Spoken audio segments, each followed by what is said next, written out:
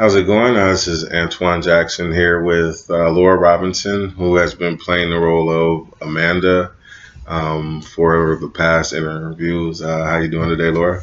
Good. Good, good. Thanks for joining me. I appreciate your help all this term, with the interviews and everything. I really appreciate it. So I just kind of wanted to bring you in and talk more about your professional career Okay. in this field, because I know you work in this field as well. And just kind of wanted to know if you could tell me what your professional title is.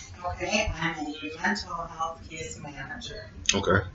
All right. And how long have you worked in the field under that particular title? Oh, just since June, so a couple months. Okay. All right.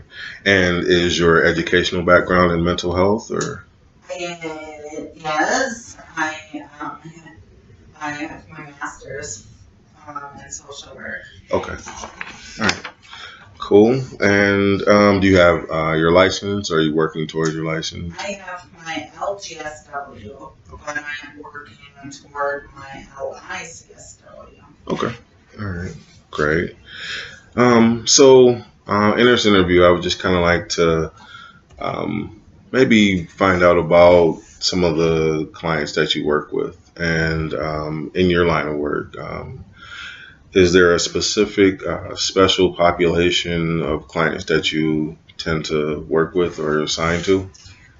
Sure, yeah. Most of my clients actually all of my clients have severe mental illness, and most of them have chemical dependency issues. Okay. And or are homeless or have been homeless. Okay. All right.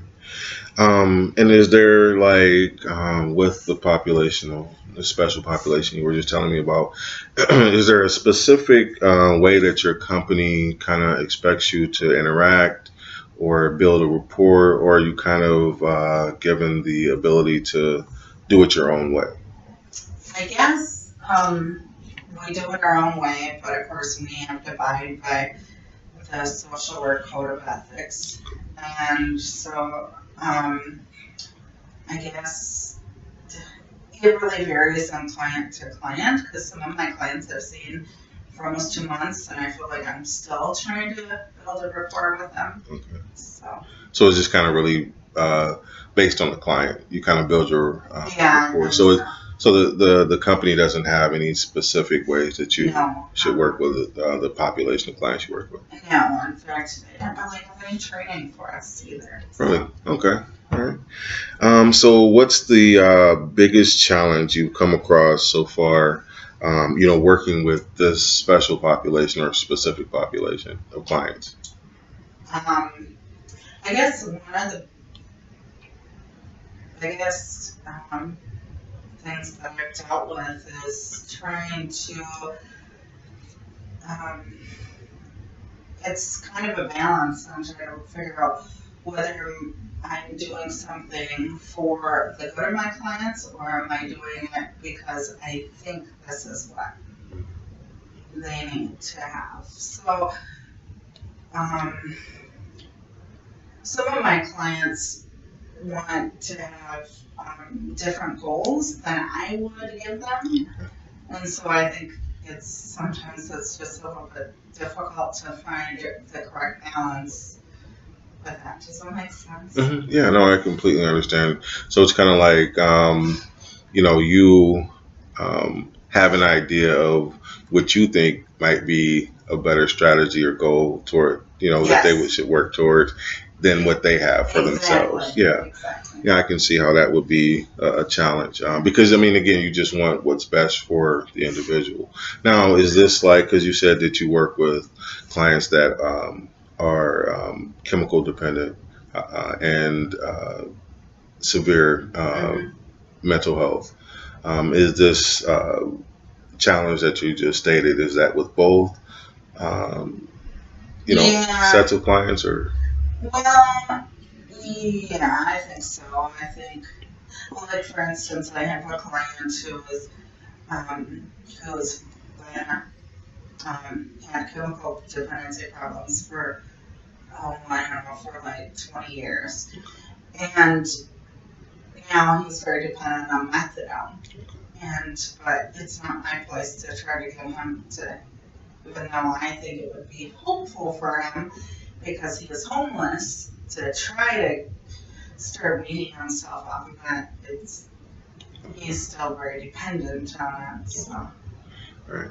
So then those same, so that same, like you said, that same challenge is something that you kind of run into with clients who aren't suffering from chemical dependency, who have just Right. severe mental health. Yeah. Okay. Yeah, exactly. Gotcha. Okay. Does any of these challenges impact your ability to like fully inform your clients about or explain like confidentiality and the limits that come along with it? Maybe sometimes I've had some clients who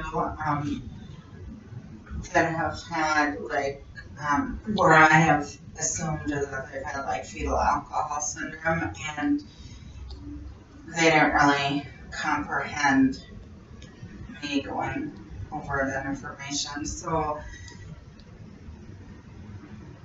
I don't know. I think most of my clients are okay, but Okay.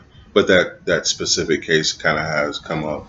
yeah, Okay. yeah. That's an interesting situation. How, if you don't mind me asking, did you go about, because you felt like pretty much the individual wasn't comprehending the informed consent and confidentiality Right. and like the limits that come along Yes. with it. Yeah.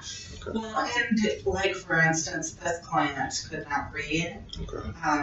could barely talk, was an older man, but he was very much like talking to a 3-year-old. So, and that's just something that is, I mean, it's a little different because he's not, it's hard to understand him in the first place. But I try to be very conscientious about like, okay, here we're in this type of setting, and everything you say will still be confidential between us. And I still try to um, treat him with respect um, and be ethical, I guess. Okay. Cool. So like I said, I just had a few questions for you today. I like I said, really appreciate your help with the previous interviews, and that was all the questions I have for you today. Thank you again, Laura, and Okay. you take care. Well, thank you, Thank and you. good luck. Yeah, thank you. Bye bye.